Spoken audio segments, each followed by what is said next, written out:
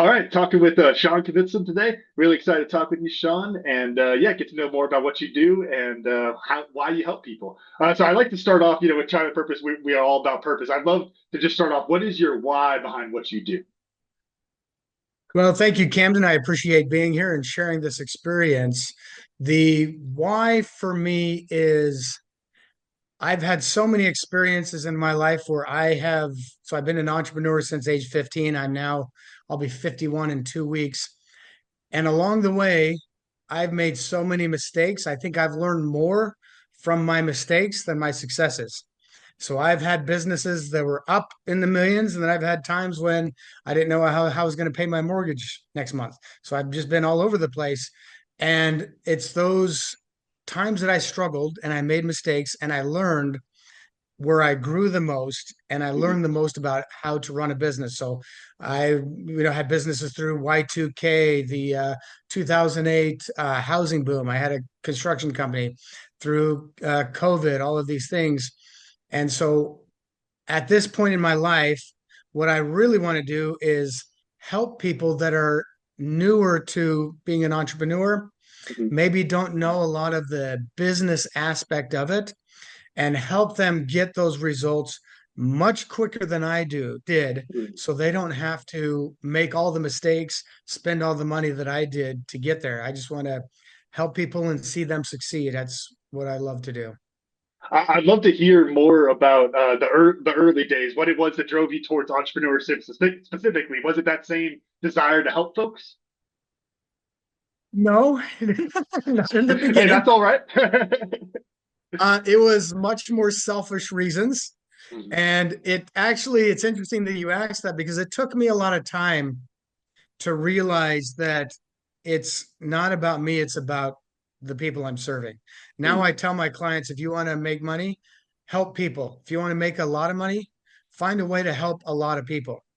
And just that's what it's all about, is helping people. In the early days, it was all about being my own boss, making my own schedule, Mhm. driving. So I started out in construction. And so at age 24, I got $100,000 loan, all the equipment I needed to do basements and things for homes.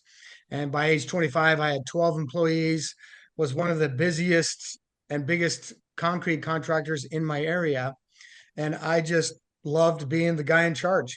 Mhm. I was, 25 years old. I had guys working for me in their 30s and 40s, and it was just kind of an ego thing, and that created problems. Sometimes I went from concrete to home building, and so I was building these big, beautiful custom homes.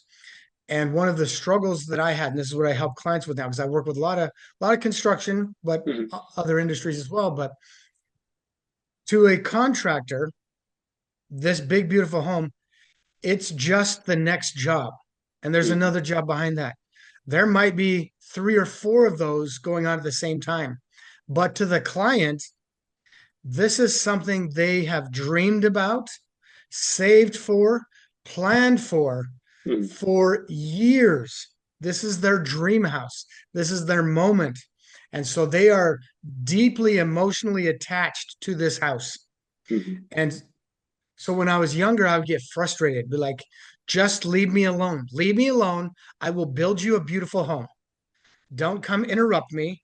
Don't Mhm. stop the flow of the work. Just let me do my job and I'll build you a beautiful home. And I didn't express that to them, but that's what I thought in my head. Right. So I got really frustrated with homeowners always constantly wanting to come and see what's going on.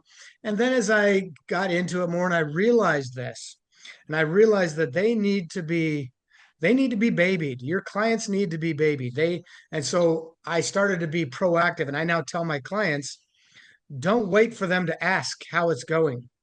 Update them every day. Like if you're doing construction, let them know every day how it's going. Send them pictures. You will see them less if you're more proactive about letting them know what's going on. Mhm. And the other benefit is when there's problems, when things come up, there's always problems. I've had many different businesses in many different industries. In every industry, there's problems. Mhm. But if you communicate quickly and often with the clients, like I've had a situation where something terrible happened on a job. It was a disaster. And the clients, and so I reached out and said, hey, this happened. I'm so sorry. We're going to take care of it. This is what we're going to do. And they specifically said, because of the way that you've updated us, we know you care about the job and we trust you to take care of this. Mm, And had I never updated him, it could have been a legal battle. It could have been, oh, we want more than what you say you're gonna take care of. We want, your insurance to take care of this. It could have been ugly. mm, But they specifically said because of the way I updated them that they trusted me and they knew I would take care of it. So those mm. kind of things, it's a big thing. It's about them. It's not about you. You were there to serve. And the more you serve, the more successful you're going to be. There's something I've talked with a bunch of folks on our podcast, which we'll be having you on shortly. But that about this mindset issue, this little bit of a paradox there that I'd love to hear your opinion on, which is at that I totally agree about flipping the mindset there. Focusing on helping people, serving others, and the business kind of comes secondary. There's also this whole thing, and you kind of alluded to it in the early days, of as entrepreneurs, our success is kind of measured by the dollar amount to some extent, at least. How do you work Right. either for yourself or with your clients? How do you work to kind of separate those that you're focusing on the value of service rather than the value of that bottom line? That's another great question. This is something I struggled with for a long time too. Like I'll be honest, there were businesses that I had where I had employees that pretty much did everything. I would just show up and just walk around, see how everything's going. And I was making so much money that I struggled with, is this okay? Mm, That I literally am showing up and there were times when I felt bad asking my employees to do something mm, because I didn't want to do it, but it did fall under their job description. But I knew what they were making and I knew how much I was making. And so, like, I felt guilty driving the brand new truck or the big truck to the mm, job site and so that was kind of a mindset I had to kind of struggle with. And I actually worked with a coach that told me, like, you took the risk, you got the $100,000 loan, you got all this stuff. In today's money, that was what 30 years ago. So that 100,000 today would be, 200, 250,000, something like yeah. that. So at 24, I took in today's money, like a $250,000 loan. But you took the risk. And then he asked me, are you providing the value that you are promising? Mm, And I said, absolutely. Like I stand behind my work 100%. He says, okay, then it's worth it. It's okay. And so that helped me. And then the other idea that there needs to be an exchange of energy. Like mm, you can't, now I work with people and I'm like, oh, I love what I do. I would do it for free. No, you wouldn't. Like you think you would until you can't pay your rent and you can't buy groceries. mm, You can't do it for free. You're going to burn out. Like in construction, there have been times when I bid jobs wrong. And there were times in my life when the money was gone. So I moved my crew onto another job that was still making money. And I would go at the end of the day myself and work for like 4 hours every night to get this job done because I didn't have to pay myself hourly to go do that. And there is nothing more demotivating than working hard on a job that there's no money in. And so there has to be this exchange of energy. mm, If you are providing something for someone, whatever it is, let's say you like in coaching, I have 35 years experience as an entrepreneur. I have 23 years experience in the Army National Guard. I have 8 years experience on a federal SWAT team where I became the SWAT team commander. All of this has taught me lessons and things in my life about getting clear about your vision and purpose and how to attack your goals and just get laser focused on them. And so those years of experience help me now mm, to get people to get results very quickly mm, because I say, okay, I've done this. I know what to do. I've started these businesses. I've, led these military operations. I know what to do. And so it's worth it for someone to pay me what I'm asking to get those results quickly. But there has to be that exchange of energy. If there's no exchange, I'm going to burn out. They're not going to take it serious if they don't invest in it. Like one of my coaches says, when they pay attention. If they mm, pay more, they pay more attention. And so I'm in Russell Brunson's mastermind, and he talks about Mhm. he has done these events that were $50,000 events, and he's invited friends and family to them. And he said they leave the end of the day and they're like, "Oh, that was cool, that was fun," and that was it. Doesn't change their life. Then he sees people that paid $50,000 and they are scribbling, frantically scribbling notes. And Yeah. like they're just hanging on every word. And then they're taking that and applying it to their life because they valued that at $50,000. So Mhm. that's where this money is just an exchange of energy. And there that has to take place if there's going to be real connection and if there's going to Mhm. be real results in any industry. Mhm. I'd love to kind of drill in a bit more on like the value side of it because I know you work with a lot of solopreneurs, smaller businesses. When you're early on, and I know both of us had this experience in our own businesses, when you're that early on and you are either struggling for rent, struggling for the mortgage, whatever it is, right?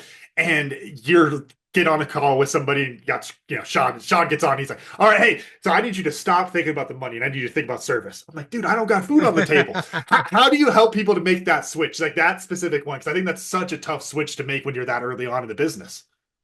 It is. And to me, you're almost getting into a little bit of the really the mindset and how the mind works, some of the quantum physics stuff. Like for instance, the idea that energy goes where attention goes, energy flows. If someone is focusing on the fact that they don't have money and that they have lack, they're going to continue to have that. And one way to step out of that mindset is to just say, you know what, whatever you believe in, God, the universe, whatever, I'm going to turn it over to you. And I am going to find a way to serve someone today. How can I better serve? And that's going to help you in your marketing.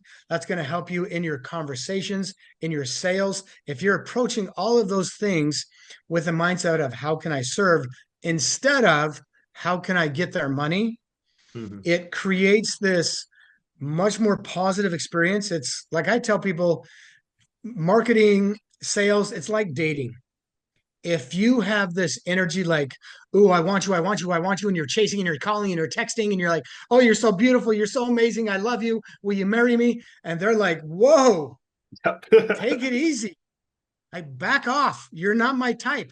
Mhm. But if you have this attitude that, "Hey, I think you're great.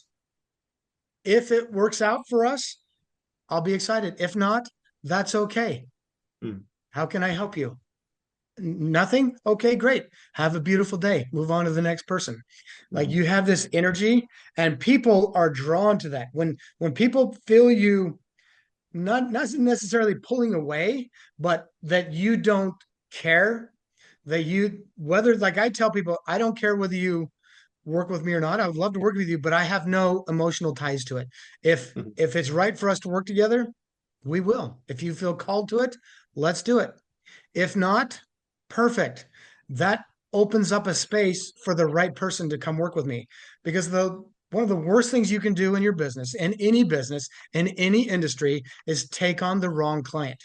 Mhm. And that can really happen when you're doing pushy sales, trying to convince someone. Like the worst thing I can do is sit there and convince someone, like, you need to do this. If you don't do this, and I've heard all kinds of people say this to me, but if I did that, I then feel like, man, I got to get some results. I have to make something Mhm. happen this week to prove to them that they made the right decision by me convincing them to do it.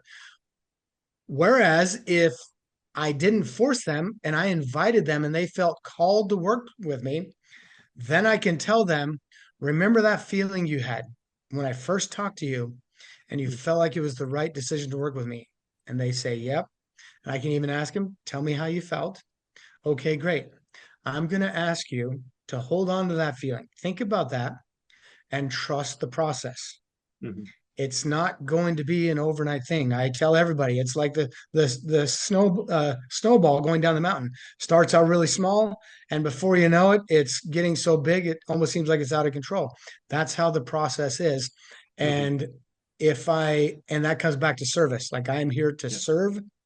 I'm not here to force. I'm not here to push anything on anyone. Now, there's an interesting piece because I think people fall into the same trap with service of, well, then I can help everybody. and I want to help everybody. And what you're talking about there also is making sure you're helping the right kind of folks.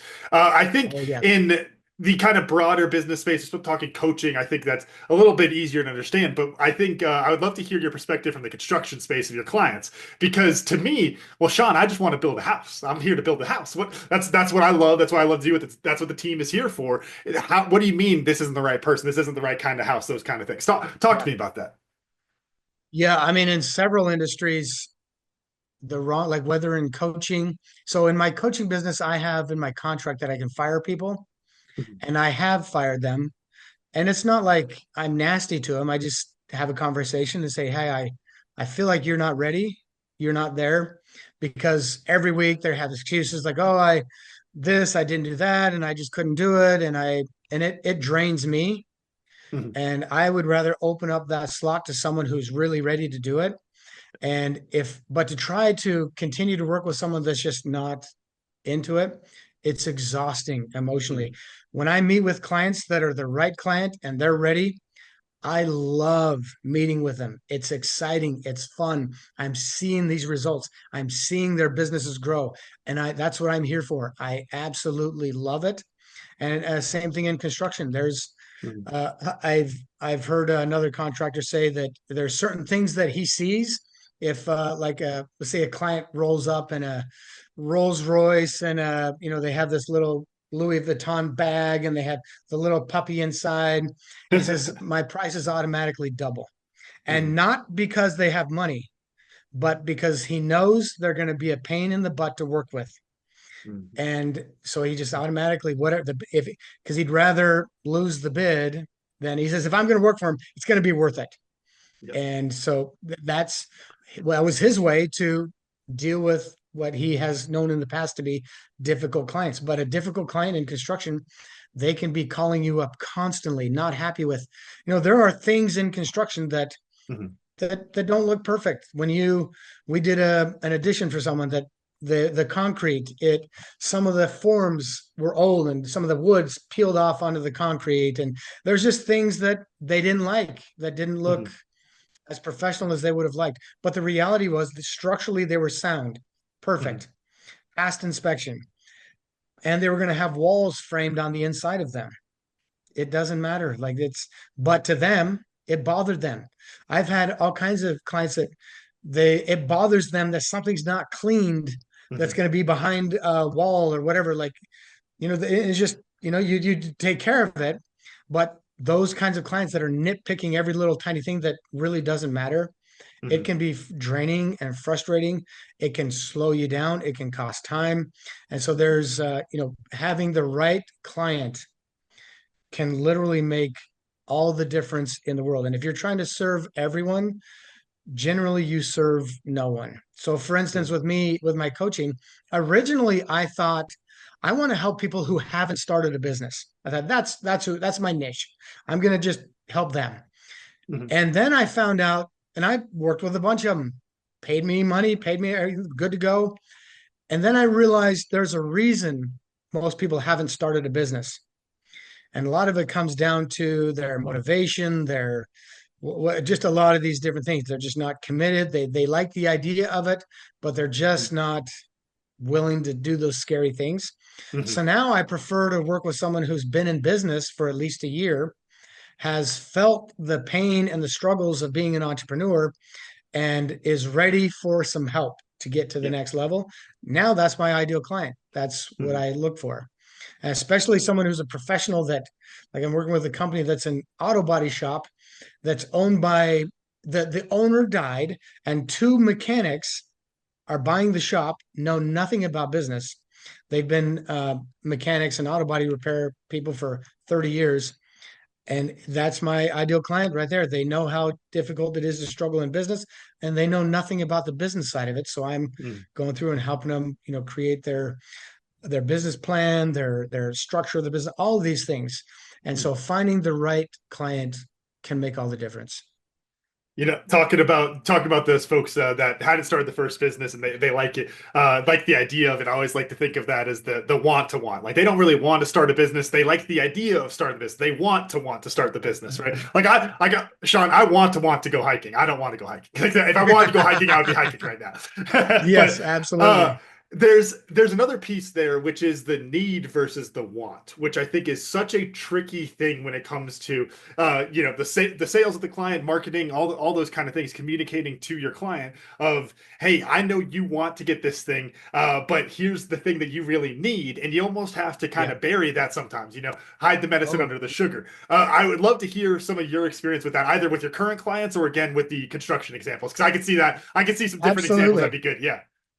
Absolutely. So I actually jokingly call myself a mindset coach Mhm. because my initial idea was to work with veterans because I'm a veteran myself, and I wanted to work with veterans with mindset. And then I started, as I got into it, I realized people don't necessarily want to have their, to work on their mindset. That's Mhm. particularly veterans. Veterans are kind of a tough crowd to work with, but they do want to grow their business and to make money. Mhm. So I said, okay, I'm going to give people what they want. I'm going to help them grow their business and help them make money so that they can discover what they need, which is that mindset, because that mindset is a really important part of that process. Without the, in fact, my opinion, it's probably around 80% of it. Without the right mindset, you're not going to do the things that you need to do to make a business successful. So I secretly kind of, well, now the cat's out of the bag, but I consider myself a mindset coach uh, to myself rather than just a business consultant. And that's the same thing with a lot of industries. One of my businesses is a dog training business, and you know, especially in the early days, people would come and say, "Hey, this is what I need you to do with my dog," and they really have no idea. Well, we're like thinking to ourselves, well, actually, your dog needs this. Like for instance, my dog's so uh, alpha and confident and over the top that it tries to attack everybody. I need you to stop it from attacking. And Mhm. the reality is, we're looking at this dog and it's terrified. Yep. That's right. Well, actually, your dog is so scared that it's attacking everybody because it's afraid of them. Mhm.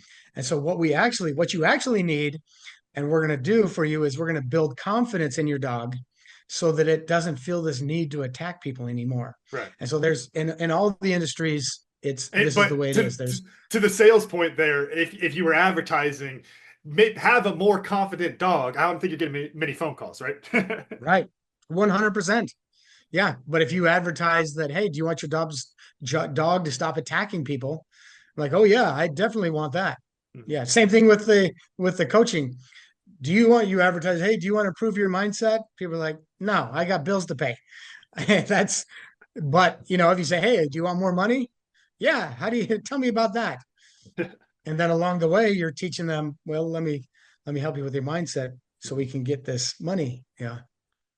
I'd love to hear on the marketing perspective of this, because all of these things I think are really good. And having the conversation like this, it's one thing. Then somebody goes and they hear this and they go decide to write some copy, and they're trying to think, okay, how do I push away the wrong person and attract the right person? How do I make sure I'm speaking to the want, but then also have the need there? All these different things we're talking about. What's your advice on how to kind of bottle that up into some actual actionable marketing? Yeah, a great, great, great question. This is actually one of my pet peeves. Marketing companies are sometimes the bane of my existence because there's just so many of them. This is what it seems like they do. Someone figures out how to market for one company, and they're like, "Oh, I've got it, and I'm going to Yep. hire people, teach them what I did, and we're going to start a marketing company." But every industry is different. I have one company that the only thing that works for it are 90% of the business comes from business or the website and SEO and Google Ads. Mhm. And then other businesses that doesn't work for it. It's actually networking. And so there's every industry is so different. And I encourage all of my clients to have multiple streams of lead generation, Mhm. just like, most people want multiple streams of income. I want lead generation as well as income, but it comes down to market research. Mhm. Like I when I help my clients create a process or an operating system, I build in this market research throughout the entire process, all the way through. Get feedback from your clients. What do you like? What don't you like? What's working well? What's not going well? What can we do better? All the way through, at every step of the way, getting feedback from potential clients, doing surveys, doing interviews. And if you're gonna put on an ad, and this is if you're going to work with a marketing company, which I'm not opposed to working with marketing companies, just make sure it's a good one. And marketing companies, they need to be doing this. They need to be testing things. So I tell all my clients, you need to be intimately involved in the marketing. They don't know your industry. They don't know your clients. They know how to build an ad. You need to be involved, and they should be doing A/B testing. You should have ads that are running, and on the side, you should be testing new ads on a small scale. What's that look like? That could be as simple as you're creating content for your social media and one of your posts goes viral. Well, use that as an ad because you already know that it works. I tell my clients, anytime you create a new product, you have a new offering, you launch something, you have a new ad, it should be like a marriage proposal. If you don't know the answer, don't ask the question. And the way you know the answer is you do that market research. So constantly getting feedback from people, with everything. Like I just did a new book and I got feedback. I didn't know what to do with the title. So I gave all these options and got all kinds of feedback and came up with something completely different than what I originally planned. And then, the cover of it and all these, so I try to get feedback on everything.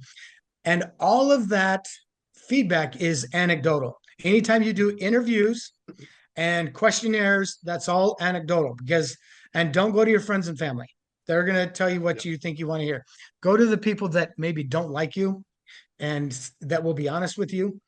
But when where the rubber meets the road is when people vote with their dollar. So create an ad, come up with it, and get feedback, get everybody's opinion, then put it out there on a small scale and to put a little bit of money behind it. You can even do several ads, and the landscape is always changing. So I don't care who someone is as far as their social media. What they knew yesterday may not apply today or tomorrow. You have to constantly be researching this, and you research by doing this market research. And if you have a new offer, call up 5 people, say, can I tell you about this? And actually try to sell them. And if they say yes, tell me, why did you buy this? If they say no, why did you not buy it? What value would you need to get from this to make it a yes? Actually get people to try and buy it before you launch it on a big scale. I worked with a company that they put $50,000 on a single Facebook ad with no research. They just thought they had a great idea, did not get a single client from that ad. So they donated 50,000 to Zuckerberg. So, that they should have done 4 different ads, sent it out to, you can send it to your email list, your social media, your personal social media, and then come up with something good and then put it out there and see what happens. And if it doesn't work, try something else. You have to constantly be evolving until, like the wedding proposal, it's a winner, and then put real money behind it.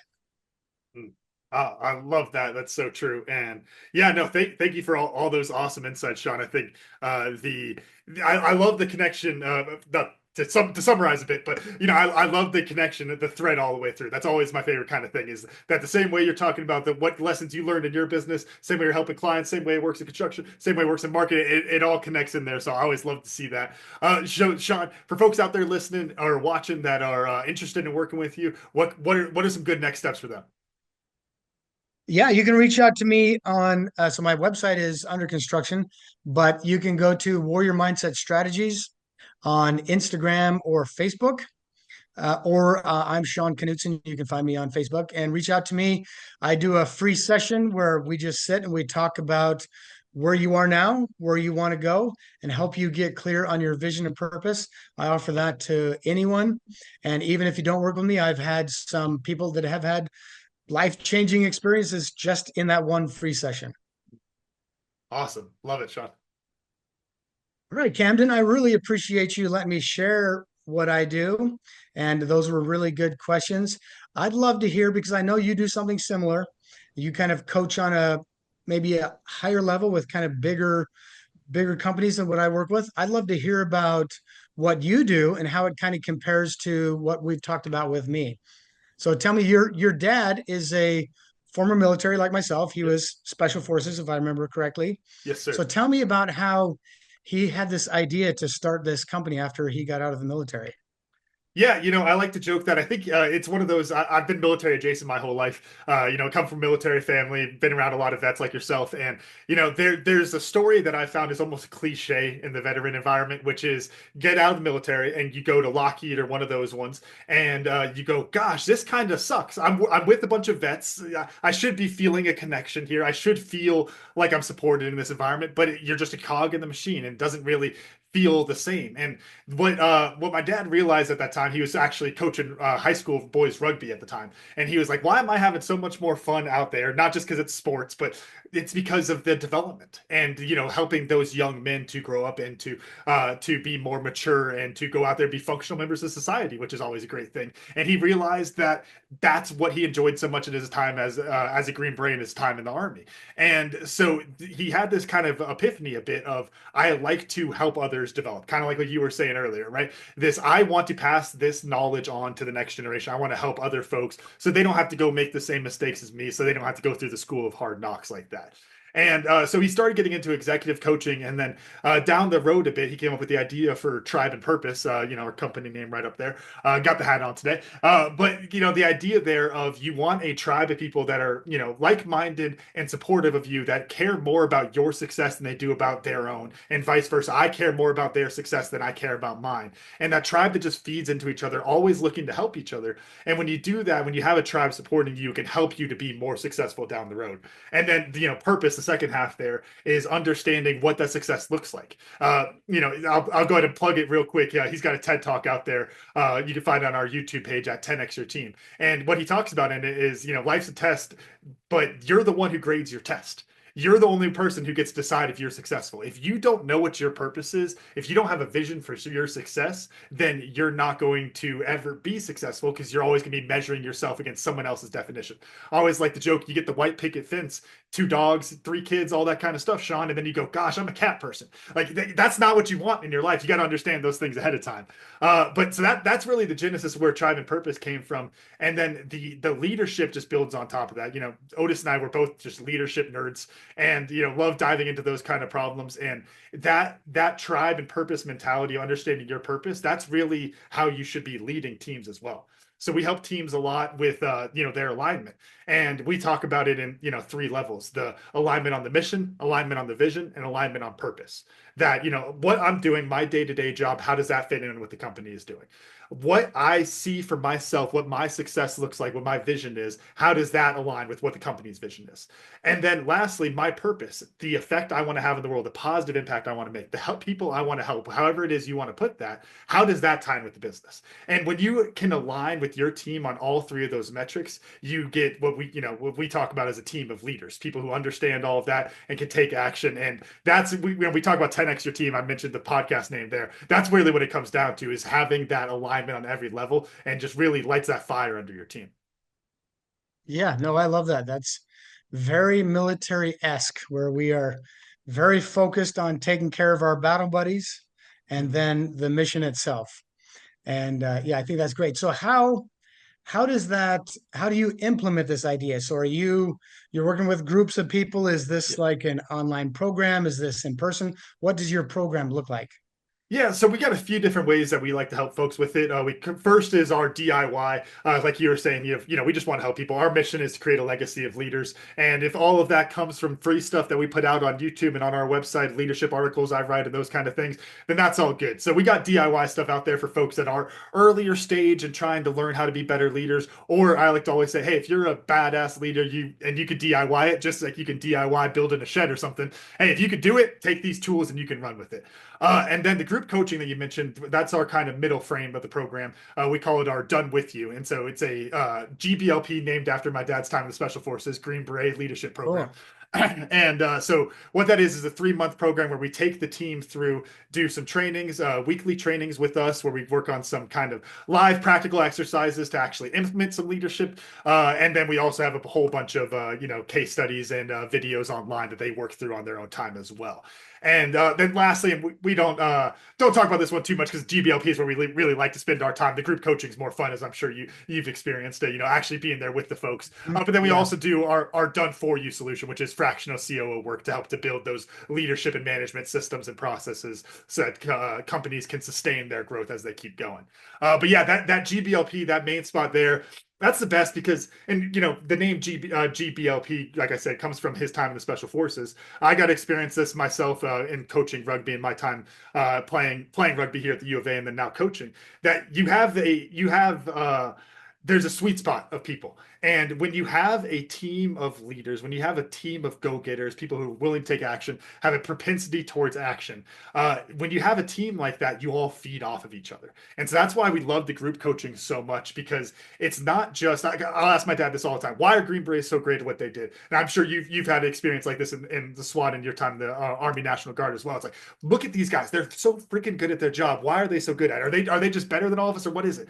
And what he talks about all the time is, no, it's because all of us were, to throw the term badass in there, all of us were badasses. So it was no longer, okay, Sean's in charge, tell me what to do, Sean. We're all at the table. We're all contributing. We're all pushing things forward. And when you create that team environment, whether it's in the military, on the rugby field, or in the business, you get a team that can function much more flexibly and independently, which, as we were talking about, earlier, business changes, landscapes change, things change all the freaking time. So the more flexible your team can be, the more effective your team is going to be.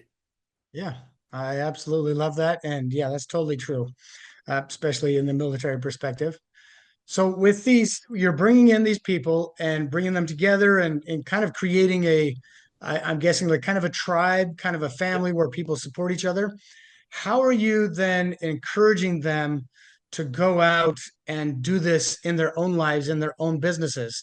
Like what tools, what skills are they getting that they can go then create their own tribe and family and business to have these kind of functional teams that are able to get those kind of results? Yeah, and I think it really goes back to the idea of, a lot of folks would call it personal development. We like to think of it as like just leading yourself, that self-leadership. And I think when you teach people those skill sets, they naturally tend to apply them elsewhere. I could talk about some of the rugby boys here. I got rugby on the mind. We're getting ready for our spring season here, but I got so yeah, rugby's definitely on the mind. But I can think about a bunch of those boys that I've taught leadership lessons out there. We talk about rugby lessons, those kind of things. I know that when I was playing, I would apply those to other aspects of my life. When you're getting told something and you get told, about like a propensity to action, let's say, making sure you're always moving forward. We talk about it. One of my favorite phrases as a coach is you got to take 3 hard steps. During those 3 hard steps, you can figure out what you want, but you have to take 3 hard steps. Same thing goes in business, as you know. If you just sit there and you try to figure out the best thing to do, the game flies by you, the business goes by you. But if you take those 3 steps and you start movement, then you can actually get with that.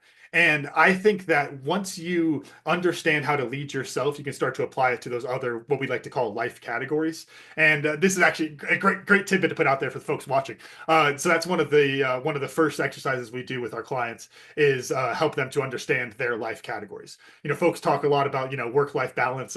We like to say it's kind of BS. It's a little bit of a fallacious idea because it's all just life, right? It's not whether it's work or life. Everything is just a part of your life. We only got 24 hours in the day.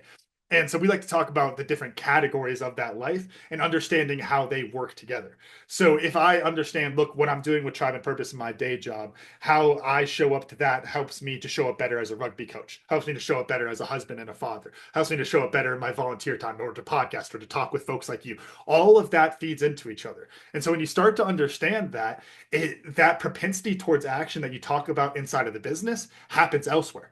You're going to find other ways to contribute. You're going to find other ways to fulfill your purpose because it's going to make you excited. It's going to give you that energy.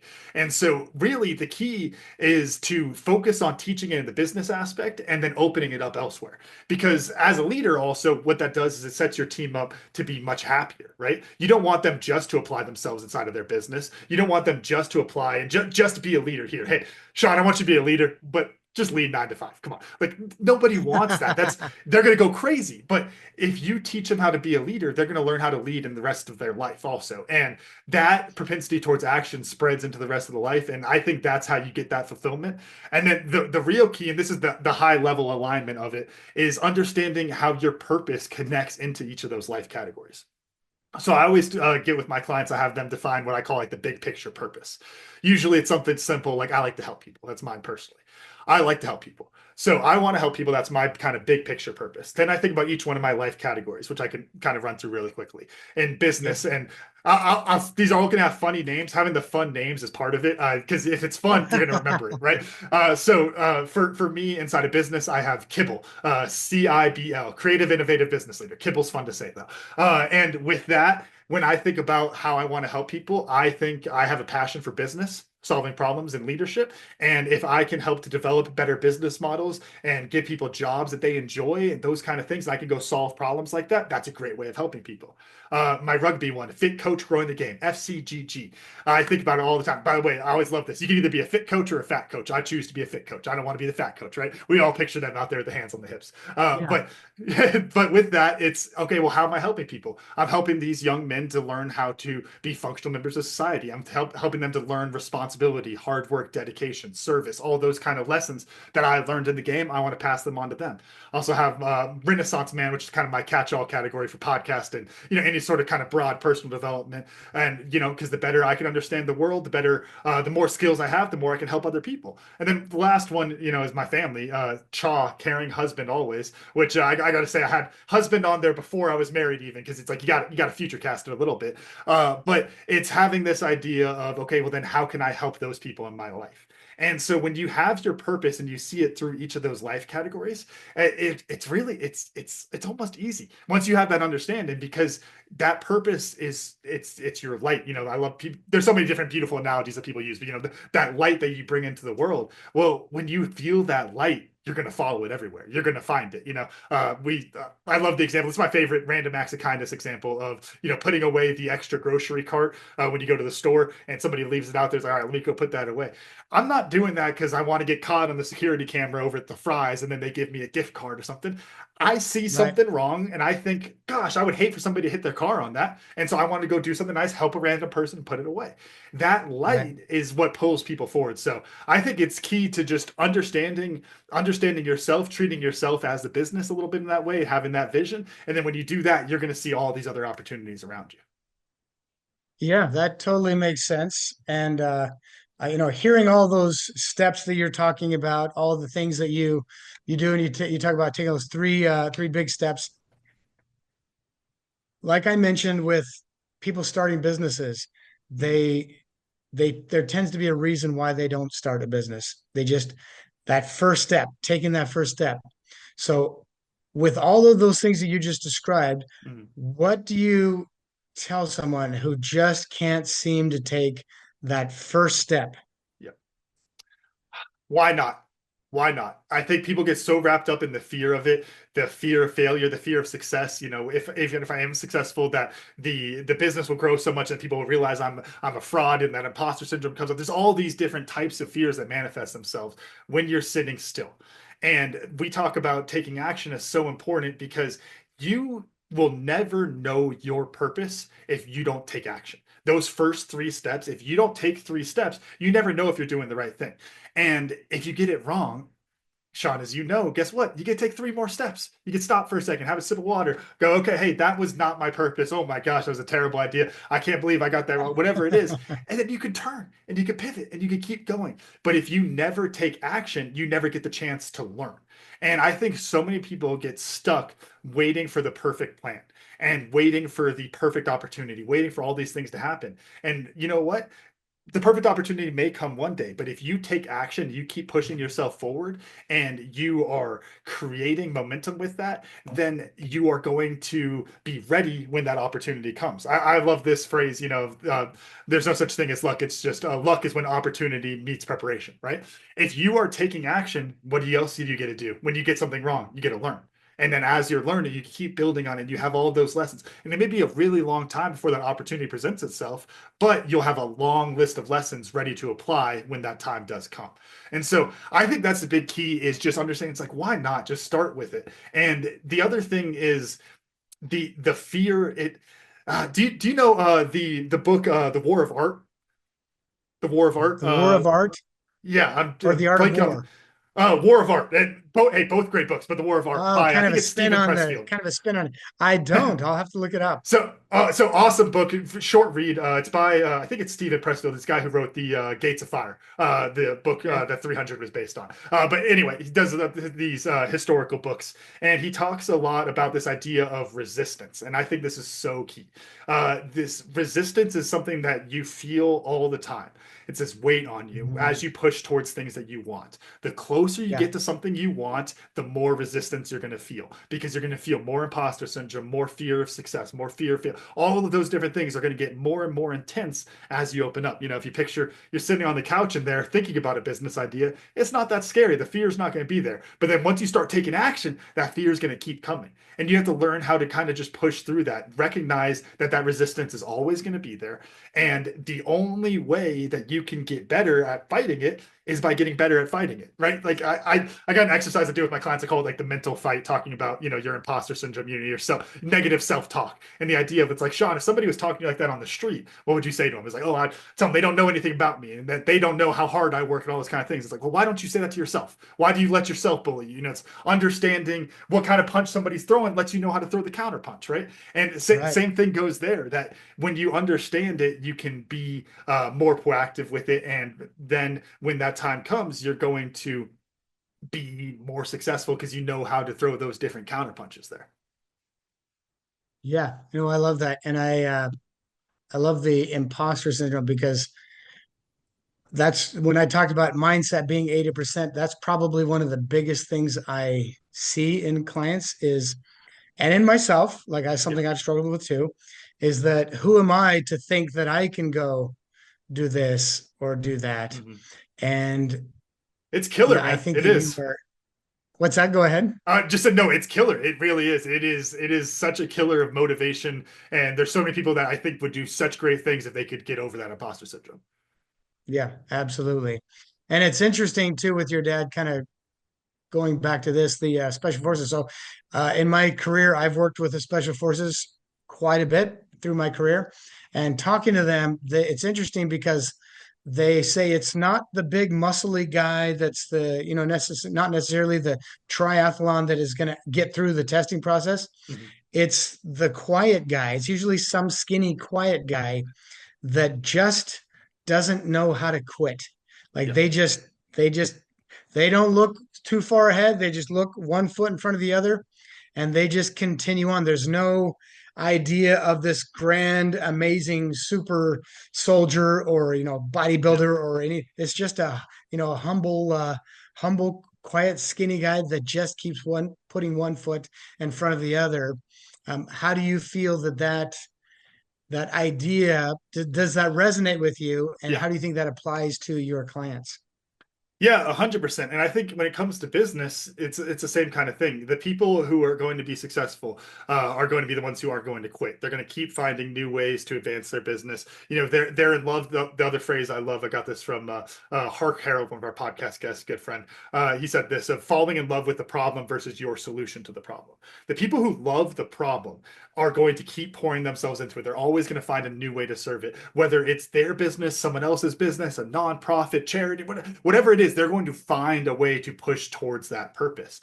And I think that is the real determination of whether you're going to be successful or not. Another great book I'll throw out there, Grit by Angela Duckworth, talking about that persistence and determination and the passion and how important that is. And when you have all those things aligned, that's how you're going to get that long-term success, because long-term success comes from the work, comes from your refusal to quit.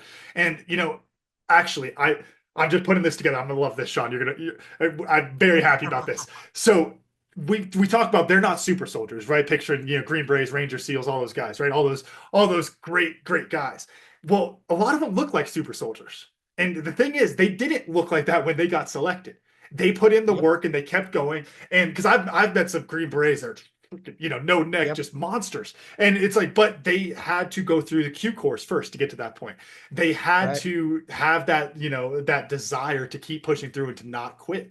And same thing happens in the business. We see these, sexy entrepreneurs that, throw it out, Richard Branson, Elon Musk, throw out whatever example you want, right? They're talking about all these kind of things and doing all this stuff, doing the sexy business that we all want to do.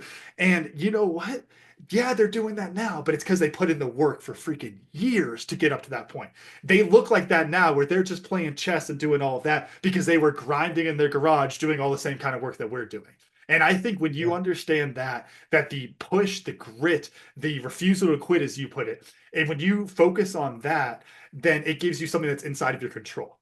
And the results come and go. Man, luck is a hell of a thing, right? The business landscape changes. And if you focus on your discipline, if you focus on putting in effort, getting a little bit better every single day, and you carry that forward, look, I don't know when you're going to be successful. Might not be next year, might not be 5 years, might not be 10 years, but I will tell you that you will eventually be successful because if you keep that mindset of 1% improvement every single day, eventually you're going to get there as long as you don't quit, right? Yeah. Yeah, that makes me think of one of the experiences I've heard many of them share with me. It's the unknown distance ruck. It's basically a Yes. hike with, like, I don't know, 60 to 80 pounds of gear, and you don't know how far it's going to be. You have to meet a certain time, so you have to keep a certain pace. And they would have a station throughout that you could quit at any time. You quit and you're done. Well, they had a station at the 20-mile marker. And at 20 miles, they had food, they had like drinks and ice, and you can go over there and join your brethren that have quit, or you can go by yourself and keep walking. And the ones that kept walking, all they had to do was just turn the corner, and that was the end. But the ones Love that it. quit didn't know that. Yeah. And so they were so close to accomplishing the mission, but psychologically it just broke them and they were done. And they went and had the food and said, I'm out of here, send me back home. So, and I think that same Yeah. thing happens in business. A lot of times, right when things are, you're hanging on. It's almost like those miracles come right at the last minute when you need them, if you just hang on and keep going. Oh yeah, I always like to think we go hunting, and my dad and I up in Laramie, Wyoming, go hunting for pronghorn. And if you've ever been up to Wyoming, those rolling hills, Yep. right? You can be up there Hmm. forever going through those hills. You pop down in a draw, think, oh, there's a herd over there. Walk for 5 miles, pop up, they're gone because they can run freaking 60 miles an hour, something crazy like that. But there's this thing that we joke up there, and it's the pronghorn's always over the next hill. And it's always just one more hit. And if you tell yourself that, you can go crazy. I think do you remember so I watched a show growing up, Survivor Man with Les Stroud. Do you remember that one? Yes. Oh So he yeah. talked about bush fever. That bush fever was the biggest killer. And it's because you would get lost and you would keep telling yourself one more hill, one more hill, one more hill. And you wind up 15 miles from your camp when all you had to do was turn around because it was behind you in the first place, right? And so as much as we talk about pushing, don't quit, all those kind of things, you also got to be smart about it, right? You got to take care of yourself. You got to take time for yourself. You got to recognize when you're solving the right problem.